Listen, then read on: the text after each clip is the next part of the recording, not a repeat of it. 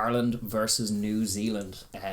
What a game this has been over the last few years. One of the great recent rivalries in international footy. They're going to clash again at the Aviva Stadium in Dublin this weekend, this Saturday. Kick-off 3:15. And going to be a cracker. We have Luke Pearce in the middle, man with the whistle. Matthew Carley and Christoph Ridley on either touchline, with Tom Foley in and the TMO. TV coverage. This is going to be live on RTE in Ireland, and actually Channel 4 have the rights in the UK. Ireland team, the only one not on Prime for some reason, but good enough. Channel 4 do good coverage, and actually fair play to Channel 4. They chucked out 20-minute highlights of last week's game as well. Channel 4 do great stuff, so I'm glad to see them have the game. Miles Harrison back on comms as well. I mean, obviously this is this has been something of a big clash in recent years, since that 2013 game that Ryan Crotty stole at the death.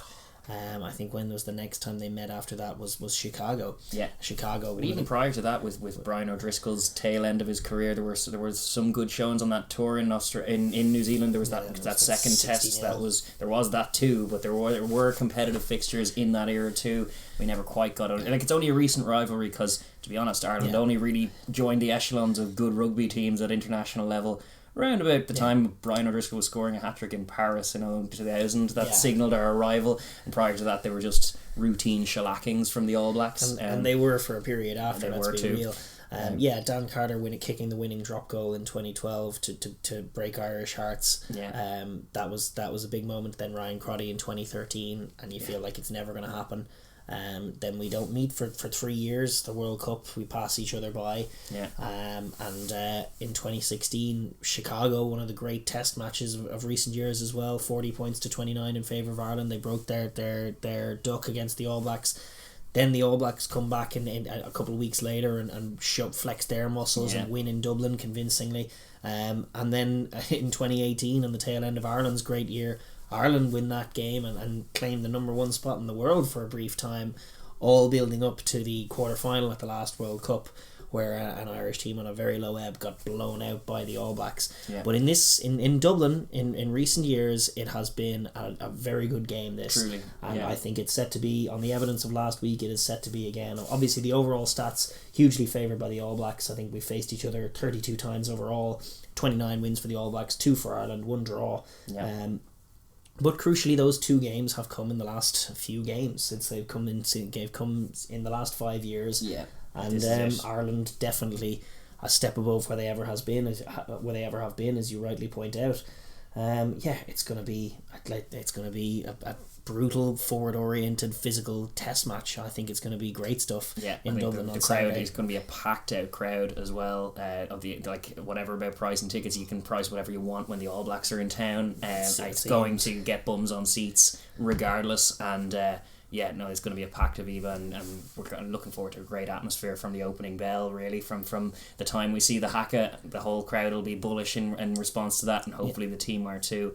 It's a massive task. It's a high flying New Zealand side. The last time out was 46-14 in that World Cup game. Let us just forget, when we were off the pace at all. If you're off the pace at all in any capacity, as Wales demonstrated a few weeks ago, this New Zealand side can put you to the sword. So they're absolutely brilliant. They've turned over a new leaf this year. They have a fabulous offense. They have a fabulous approach. Just so many great players. A mean forward pack and a ruthless new defence, and are a tough task for absolutely anybody. And they've picked an awesome team for this game. They're also chasing down the 100 tries. They did break the record last week. They do 4. I can't remember what the exact total of points was.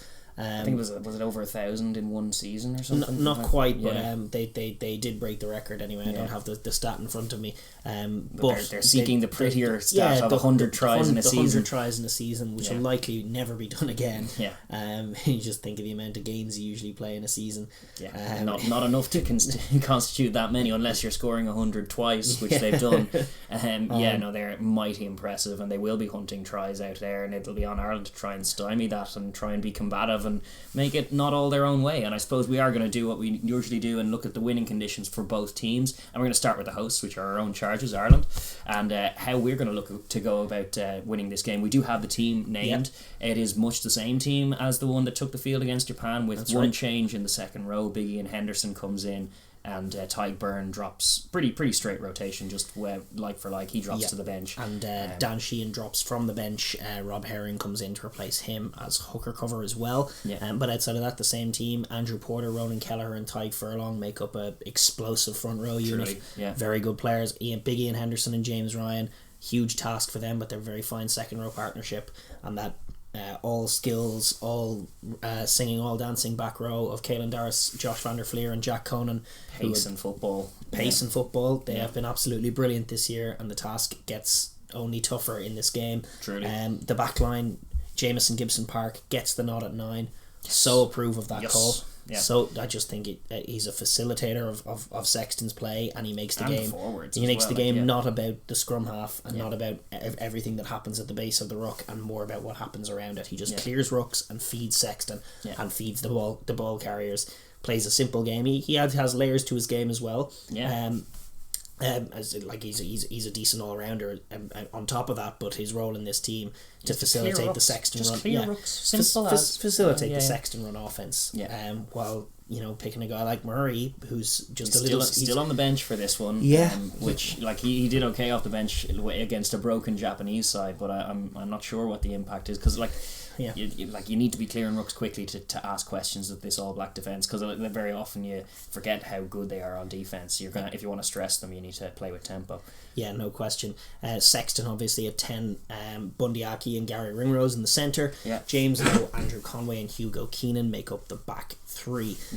Real Kiwi flair to this Ireland team. 3 former teammates of many of these All Black players. It's true. James Lowe and Bundy Aki. I'd be lying if I said it wasn't a slight concern, in that it's tough to not get starstruck when you're facing the All Blacks, who those guys did grow up dreaming to play with. McNichol hustled hard the other week. Aki and Lowe of the Chiefs fraternity, and Gibson Park, former Hurricane, they would know these guys. I think James Lowe as well was saying like he would have been very close with some of these guys at an underage level, who are now starters for the All Blacks. The Irish bench, some decent stocks in it, but I'd be lying if I said I wasn't a little bit worried about it.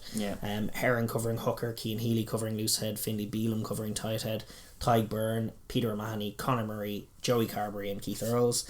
I'm not convinced by that bench, to be honest. I think we have better. Like, there are a few things about it. Like, Peter O'Mahony, for one, is great when he starts. Was great the last time the All Blacks were in town. I haven't yet seen him do well off the bench. Like he's just less used to it when in his role with Munster, whereas all of the Leinster players back row players are used to back row by committee, and like Josh van der Fleer will come off the bench and do a 20-minute shift, whereas O'Mahony, like when he came in last week, the first thing he did was give away a penalty because they're just too keen to get into the game.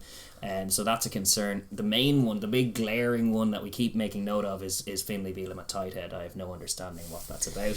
He loses loses scrums fairly convincingly at URC level. These are the All Blacks. Like it's wild to me that of the 2 Connacht players featuring in the match day 23, one of them's a tight head prop, as opposed to like a scrum half or something that they are better at than the forwards. That is a concern. The main macro concern, whatever about the players individually, is that unlike a lot of other teams, Ireland at the 60-minute mark, when the subs come in, get disjointed more so than being bolstered by what's coming on by the reinforcements. There's like a lull of 10 minutes very often when the bench comes in. I don't think we've unlocked how to use the bench properly. We're still somewhat arcane, playing a bit of a 15-man game sometimes, and not really giving the bench its due diligence. In Healy, Herring and Tyke Byrne, there are 3 good impact, 3 certain playmakers out there. And I still think that Peter O'Mahony and Keith Earls, if needed, could slot in. Ultimately, I'm not sure if Carberry's going to be used at all. That's the issue I have. No, I know. I agree. It's a 23-man game. It's not a 15-man game. I know. But what do you do then? Do you have no 10 cover? Or do you pick a 10 you intend to take Sexton off for, which is dubious. But listen, moving on even from the squad, just looking at this game from a tactical point of view from the off. Obviously, this is going to be decided first and foremost by the guys up front. This is a heck of a matchup for this Ireland team. I think it's equal parts intriguing and concerning. The All Blacks have picked a mighty forward pack. Ireland themselves have a mighty forward pack. It begins at set piece in terms of what happens. Paul O'Connell has come in and done a remarkable job with the line out. Brody Rutalick and Sam Whitelock will be attacking everything in the air. They will. They're really, even really Blackadder's slippery in there too. They have good defensive chops on the defensive line out. I think that fancying scrummaging aggressively with Porter and Tyg Furlong, they have been doing that this season. I would like to see them go after the All Black scrum. I know the All Black scrum is very, very competent and was making Italy look very silly last week. Was making Wales look silly the week before. It just looks really, really good whenever Rutalick and Whitelock are in the engine room. It rarely goes backwards when that's the scenario. But this Irish pack are doing very, very good things and new things. Yeah. And then the untold story and the great unknown is, what does this new high-powered Irish attack look like against this new high-powered All Black defence? Yeah. And it's definitely a fun picture, because there's more questions than there are answers as far as what this looks like. Given Ireland's performance against Japan, you saw the All Blacks with that out-to-win blitz torture Wales on the outside, but Ireland have been a very different team to that. I think one thing that's for sure is that the All Blacks are going to be coming after Sexton. Sexton's the linchpin of the Irish attack. He's the guy who calls the plays. He's the guy who's usually put in position to make the killer pass, either on the inside or the outside. Unless it's little Hugo, sometimes. Usually he's the second distributor. Sexton's the guy who's going to make that first distribution pass. But I think one of the things that Japan did on a couple of occasions when they started to dial in what we were doing was shoot up on Sexton on the outside screen, and I expect the All Blacks to be doing that early and often. What Ireland need to do, the only way that they can break this game up on the offensive side of the ball, first of all you have to keep the pace of the game high, but it's the interplay from the forwards. It's Sexton running. Sexton's going to play dummy a lot in this game, and it's going to be a lot of inside balls. Balls from Tyg Furlong, Kelleher, these kinds of ball playing forwards, Doris on the inside, even Van der Fleer getting the hands free, and then out wider Conan trying to use it. It's going to be about the interplay of the forwards to create the space. Sexton's going to be the one deciding when to pull the trigger, but there's no sense pulling the trigger before they've created that space. No, I mean, in fact, with the speed different, like Rico Ioane, like Gary Ringrose is no slouch at 13, but Rico Ioane is pretty much the fastest 13 in world rugby. I'm pretty sure I'm right in saying, but there's a speed difference there that's going to be tough to get outside, particularly when you think the passing acumen of our backs hasn't been as good as the interplay of our forwards really in recent times. There's no sense, certainly if you go off, like if you have a midfield line out kind of going off the top and going wide is not really likely to yield anything against this All Black defence, and it didn't for Wales, and it very much won't for Ireland, who are less traditionally that side. I think it'd be more about things like the Aki hard line, the forwards running like 3 or 4 forwards flooding narrow channels with options on either side. It starts like we saw the Irish attack in full flow, and there was a lot off Sexton. He was running those little screen lines in behind the forward pods with runners off him, with James Lowe with a forward, a loose forward like Conan picking one line, Lowe picking another, and also a wide option as well, and Sexton taking the right one.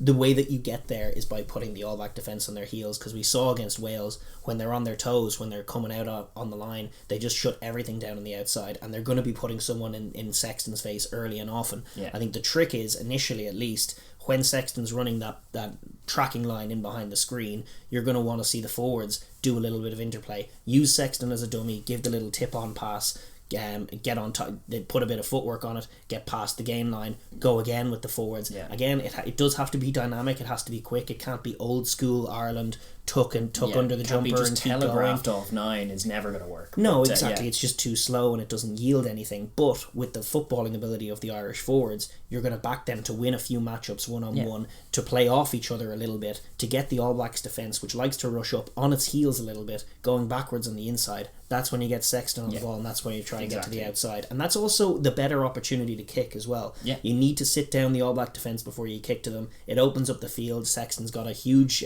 box of tricks as far as the kicks that he can bring out. He's developing that game. Deal with Jordy Barrett is a handful in the air, so sometimes the bombs aren't entirely the option if you can proactively find grass and try and find a bit of separation. It all starts with sitting them down with a bit of go forward, which we struggled to generate the last time out against them at all. We were completely at odds in that World Cup, and we're like it was telegraphed, it was well read, and they couldn't get a thing off. It was very much a different offense then. The attempt is to be much more dynamic, much more explosive, and pick lines off one another.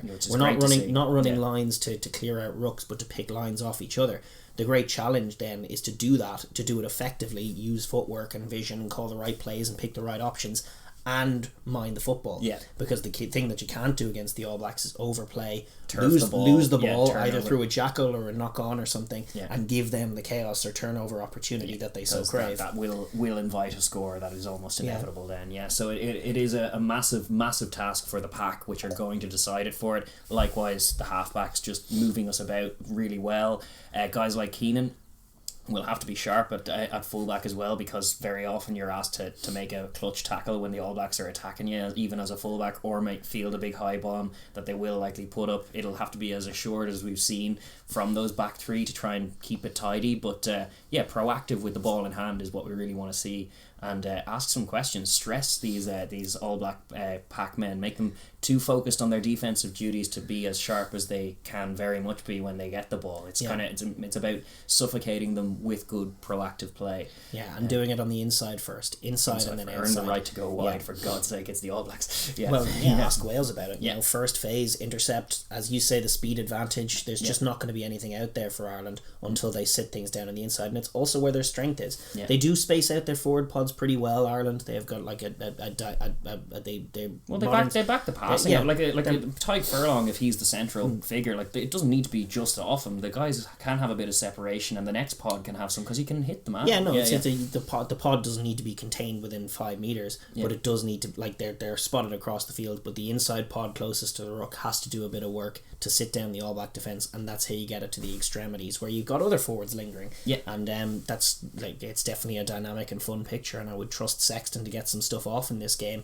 The real winning and losing of it as well, first of all, I think set piece is obviously going to be massive, and then gain line on both sides of the ball. Who's winning the line? That has been what's decided this contest in recent years. Like in Chicago, it was us who were the ones at the pitch, and we blew them away in the first half, and then they came back. Then the 2 weeks after, when they rocked up to Dublin, they dominated the game line, and that was a difference maker. And then likewise, when the last time they met in Dublin, when we won, we dominated them in the game line. You had Brodie Retallick getting smashed backwards by a James Ryan's best game for Ireland, and probably his last best game for Ireland, as far as, like, he's still a very good player, but he was exceptional that day. He needs a similar performance. He does. The whole forward Ian Henderson needs to be massive. He's got the nod this week. He needs to make his presence felt, both at scrum and in the loose. They haven't dealt too well. It's in some sense it's a fledgling All Black offense, as incredible as it's been this year. On the multi-phase, it has been stuttered, and they haven't coped that well with pressure. Like, they're great when they have go forward. They are the best in the world when they have go forward. They convert chances like no other team. But when they haven't had go forward, we saw in back-to-back weeks against the Springboks, they don't resource their rucks that well. They don't find the space that well. We saw it last week against Italy, granted with a changed team. Their passes weren't as slick. You know, they didn't do their due diligence to earn their forward or earn their right to go wide themselves, and hence things kind of fell apart a little bit in the outside, and it became a stuttering kind of performance, at least for those first 3 quarters. That's kind of what Ireland need to bring out in them, is to be so sort of stingy on the line, not give them any clean ball, make sure that they're going backwards, and it's just who wins those contacts. Is Caelan Daragh and Josh van der Fleer, are they going to rise to the occasion, get out of the line and smash the likes of Artie Savea? Or is Savea going to get his footwork on and win those contacts? It's going to be so determinative as to whether the All Blacks can get things level off. Matchups in that pack across both sides, but of the park, it's gonna. I expect there will be plays. There'll be tit for tat. There'll be plays made on either side, but it'll boil down to things like the contact area, things like the set piece, the simple nuts and bolts of rugby. Who's edging that will likely edge this contest. And can Ireland, if they are edging it, be as ruthless as an All Black team? Well, that's the other thing. Are they going to be, if they can win that gain line battle? Can they turn that into points? That's right. Because there is a more depressing scenario where Ireland win the battle of the gain line and lose the game because the odd knock on here or there, the All Blacks go and convert up the other end. Sure. Ireland last week showed seriously encouraging signs of just being really, really sharp with the ball, of knowing how to take a try, of maintaining their spacing and hunting scores like I've never seen, not like I've not seen since the O'Driscoll days, near enough, as far as just hunting tries from everywhere, dialing that in against a tier 1 top class opponent. is game changing. I mean, they've had nothing but victories in the forward matchups this season. Yeah. To be able to put points on the board is another thing for this team. And while last week was very encouraging, this week is another challenge. It's true. It's true. It was a good confidence builder, and they should be confident enough to go for it. But jet lag Japan ain't no All Blacks. And speaking of the All Blacks as well, their winning conditions. Yeah. Because they do have a few.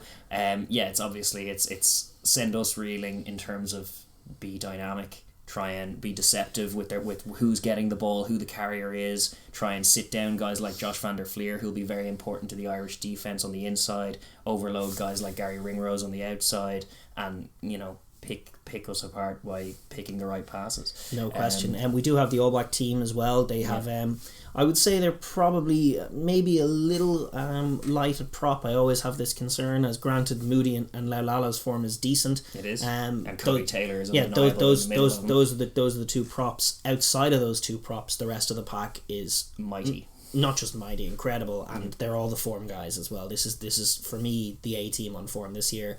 Cody Taylor at hooker, Brodie Retallick and Sam Whitelock in at lock, Ethan Blackadder, Dalton Papali'i and Artie Savea making up just an awesome back row. What a back row battle we're in for here in terms of just high caliber stuff. This is not the URC now. No, it is not. From an Irish point of view, it's going to be rough taking those guys on. It's going to be a heck of a matchup, and from both sides' point of view, I'm just excited to see it. On the back line, the All Blacks have got TJ and Bowden at 9 and 10.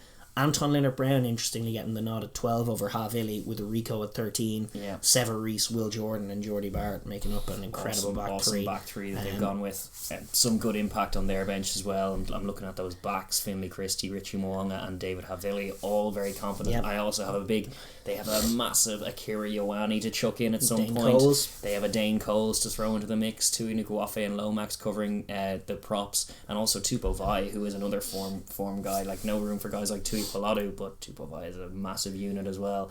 So yeah, really, really good stocks for the All Blacks. They're coming to play with serious intent here, and I'm nervous because I'm an Irish fan and it's the All Blacks in town, but there's going to be a lot to dig into here. Familiar faces to us, guys like Greg Feek and John Plumtree.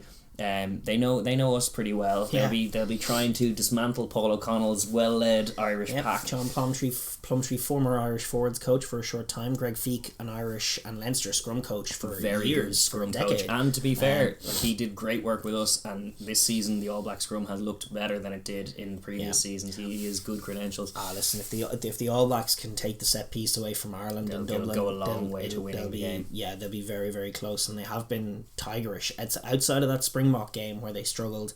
They have been really, really good at set piece. To be honest, line out is where they should primarily attack. They'll hope to lock down the scrum and make it not an Irish point of strength. Except they've been pretty aggressive this year. I'd be surprised. The best form of defence is to attack the scrum for sure. I'd be surprised if Joe Moody was to shift Tadhg Furlong backwards, but it's not out of the realms of possibility given the strength of their engine room. I think they will look to be aggressive and physical as a forward pack. I think they know that they'll have to be to do well in this game. It's not going to be a case of trying to get outside the Irish pack. I think they're well aware, having looked at us last week, that we have some strength to us and that the best way to stop us is to get us going backwards. Yeah, and to take things like set piece away. Because actually one thing that they will have take on their defensive line out has been very, very good all season. And Ireland's line out, but actually particularly annoyingly with this partnership of Henderson and Ryan, which is one that we were billing as one for the future, but that combination has not resulted in totally assured lineouts on our own ball. It's better with Tadhg and Peter Mann in there, who are on the bench. Yeah. But if in the early goings, if the All Blacks could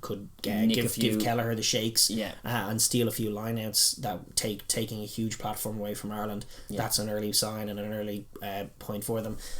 Artie Savea has gone from strength to strength this year. He's been an exceptional player. He's one of the, certainly if he's not favourite, he's very much on the short list for Player of the Year, I would think. This is perhaps his biggest challenge yet, is sort of dominant. Like, he's been so explosive in and around the lines on the rucks.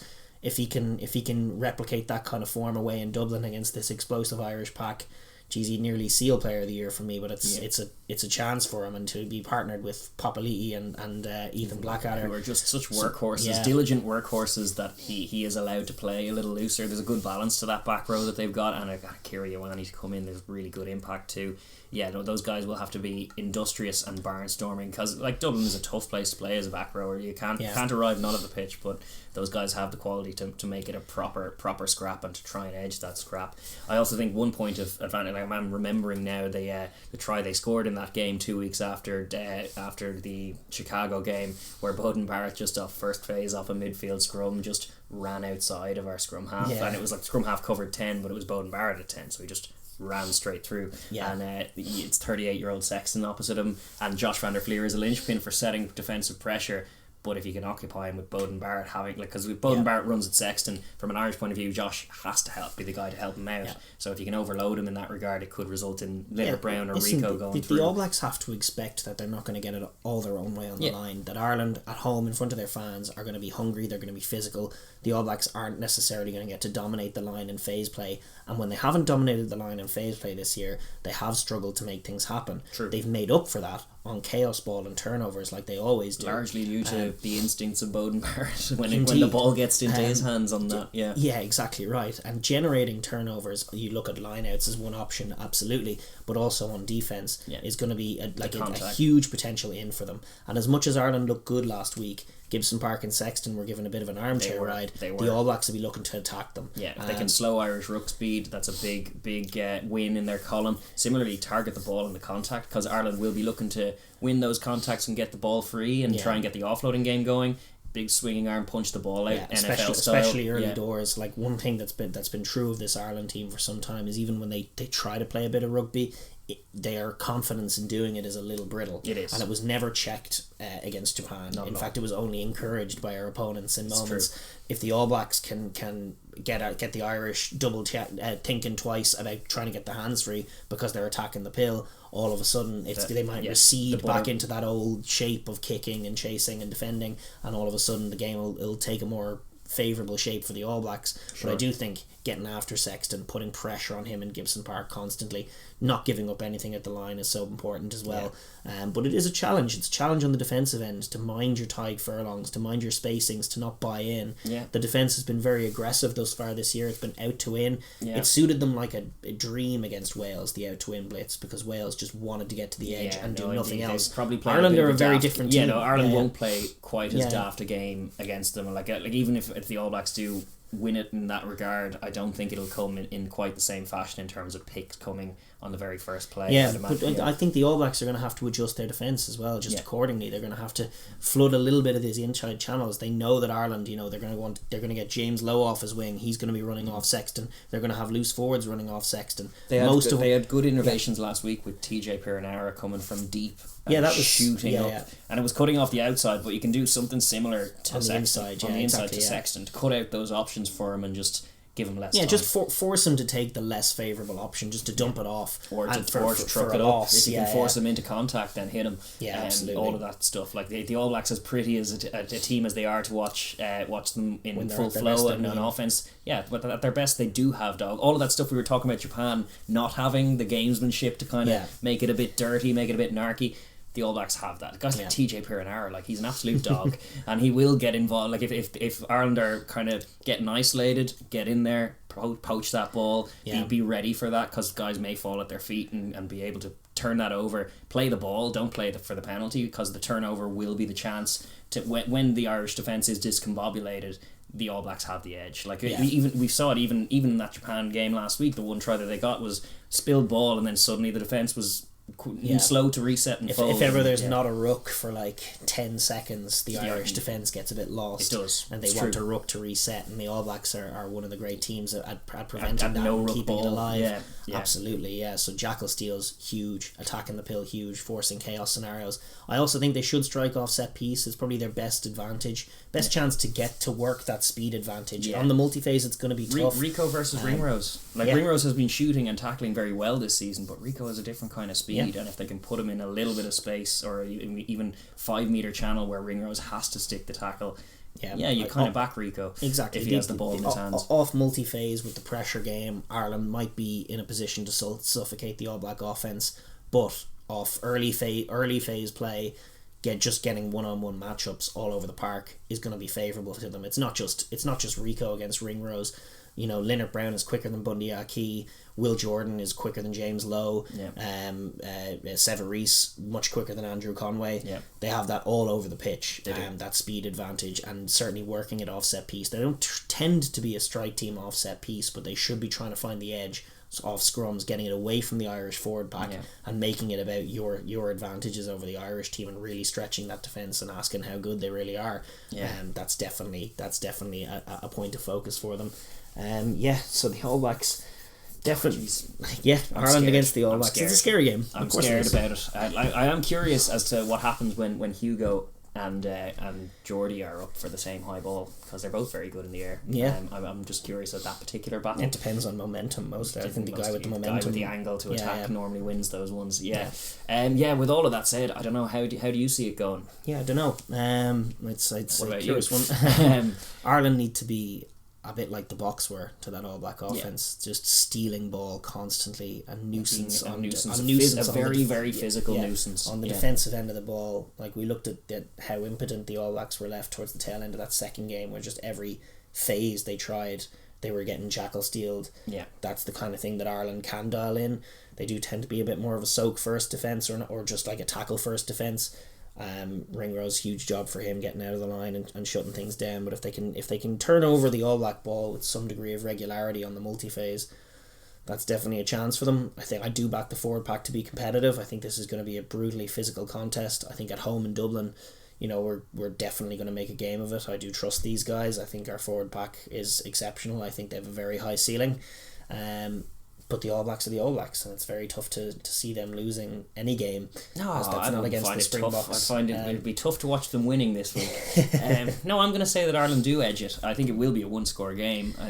I hope we edge it by a 4-point margin, and that's a tight finish that we have, but we come out on top. That's what I'm hoping for. Right, but how is that happening? With the forward pack dominating most of the game, and the defence actually being dialed into their task. So what's the try situation? Who scores? I think Kelleher grabs one from a maul. We're going to maul the All Blacks. Over the line. Okay. I think so on one instance, and then Jack Conan in the wide channels, dotting down a pretty one. Nice, interesting. That's my hope. Your dream. I mean, you always get to pick Ireland. I definitely think we're a chance. Yes. But I also really do rate the All Black team. I think they've picked a scary side. It's true. And I think even as good as the Irish offense looked last week, it is in its infancy. And the reality is that tries are going to come easier to the All Blacks than they are to us in this game. I think just on the odd moment, you look at just even in the Springbok game that they won, they were beaten for the most part.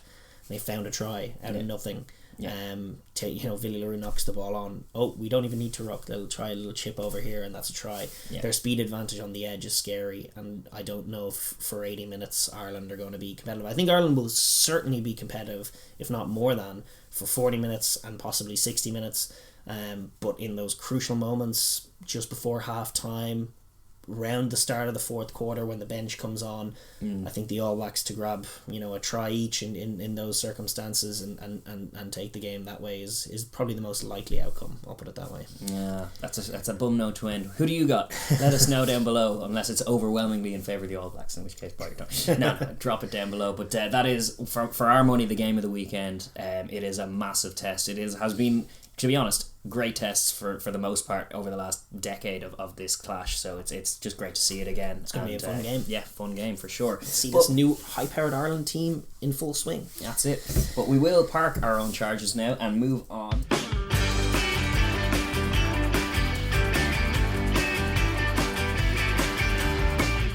Thank you for watching the Overlap Rugby podcast. If you enjoyed that video, please be sure to like and share with your friends.